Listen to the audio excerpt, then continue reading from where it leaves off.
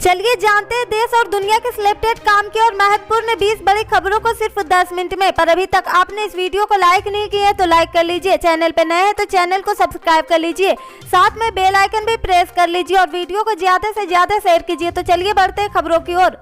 उत्तर प्रदेश विधानसभा चुनाव के चौथे चरण के मतदान के बाद समाजवादी पार्टी के मुखिया अखिलेश यादव ने एक बार फिर से जीत को लेकर बड़ा दावा किया। अखिलेश यादव ने कहा कि सपा गठबंधन सरकार को और भी सख्त बनाने के लिए जनता वोट डालने के लिए उत्साहित है। अखिलेश यादव ने ट्विटर पर लिखा, चौथे चरण में ही सपा गठबंधन की सरकार को साकार करने वाली उत्तर प्रदेश की जागरूक जनता को बहुत बहुत धन्यवाद।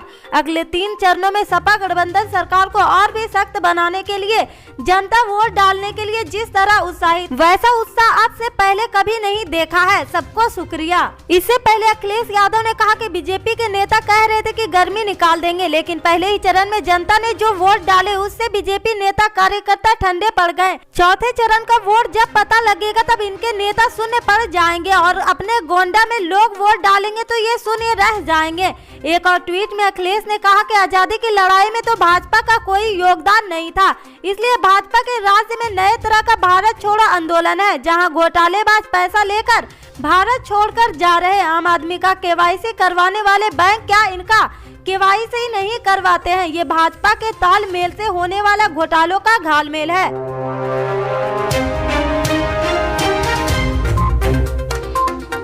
राजस्थान के अशोक गहलोत सरकार ने सरकारी कर्मचारियों के लिए पुरानी पेंशन योजना को बहाल किए जाने की घोषणा की। इसकी सराहना करते हुए कांग्रेस महासचिव प्रियंका गांधी वाड्रा ने कहा कि उनकी पार्टी सरकारी कर्मचारियों के हितों के लिए पूरी तरह समर्पित है।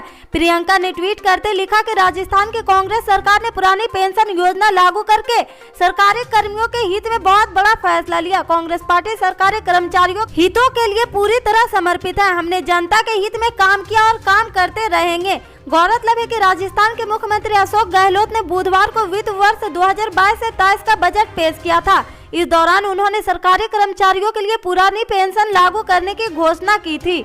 सीएम गहलोत ने कहा था कि हम सभी जनता हैं, सरकारी सेवाओं से जुड़े कर्मचारी भविष्य के प्रति सुरक्षित महसूस करें, तभी वे सेवा काल में सुशासन के लिए अपना अनमोल्य योगदान दे सकेंगे। ऐसे में 1 जनवरी 2004 और उसके बाद नियुक्त हुए सभी कर्मचारियों के लिए आगामी वर्ष से पूर्व पेंशन योजना लागू करने की घोषणा करता हूं। इसके अलावा विधानसभा में मुख्यमंत्री अशोक गहलोत बजट पेश करते हुए कर्मचारियों की वेतन कटौती का 2017 का फैसला वापस लेने का भी घोषणा किया।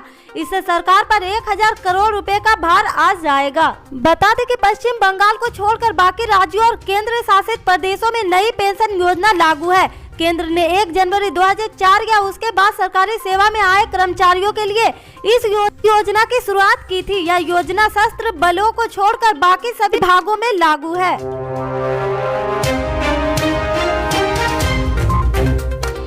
उत्तर प्रदेश में 4 चरणों में विधानसभा की 231 सीटों पर वोटिंग हो चुकी है। अब बाकी के 3 चरणों के लिए राजनीतिक दलों का कैंपेन जारी है।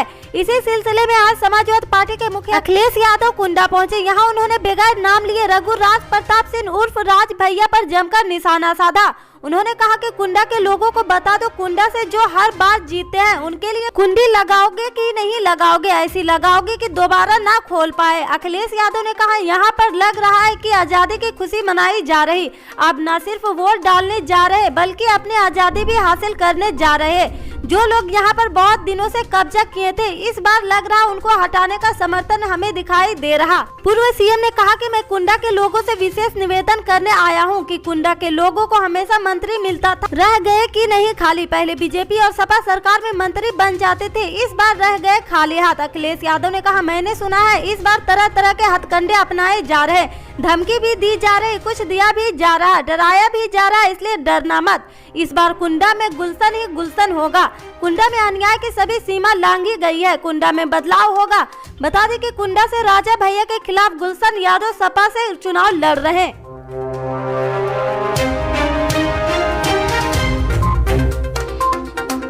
महाराष्ट्र के मंत्री नवाब मलिक की गिरफ्तारी के बाद उनकी बेटी नीलोफर मलिक ने कहा कि यह न्याय की लड़ाई है और हम इसे लड़ेंगे। मुझे यकीन है मेरे पिता बाहर आएंगे। नीलोफर ने कहा कि हर मुसलमान जो एक्टिविस्ट की तरह सार्वजनिक रूप से काम करता है, कुछ लोग उसे डी कंपनी से जोड़ देते हैं।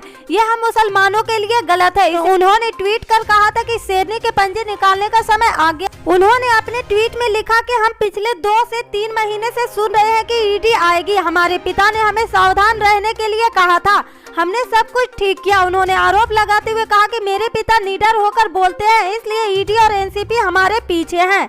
गौरतलब है कि राष्ट्रवादी कांग्रेस पार्टी के कदावर नेता और महाराष्ट्र सरकार में मंत्री नवाब मलिक पर बुधवार प्रवर्तन निर्देशालय ने बड़ी कार्रवाई की थी। जांच एजेंसियों ने बुधवार को तड़के दाऊद इब्राहिम से जुड़े एक मनी लॉन्ड्रिंग केस में उनके घर पर छापामारी की और इसके बाद 7 बजे ईडी अपने साथ पूछताछ के लिए ले गई। तकरीबन 6 घंटे तक चली पूछताछ के बाद उन्हें गिरफ्तार कर लिया गया। इस मामले में नवाब मलिक 3 मार्च तक ईडी की हिरासत में रहेंगे। इससे आगे के अपडेट्स को जानने के लिए जुड़े रहे हमारे राइट न्यूज के साथ। मिलते हैं फिर बड़ी खबर में, तब तक के लिए जय हिंद।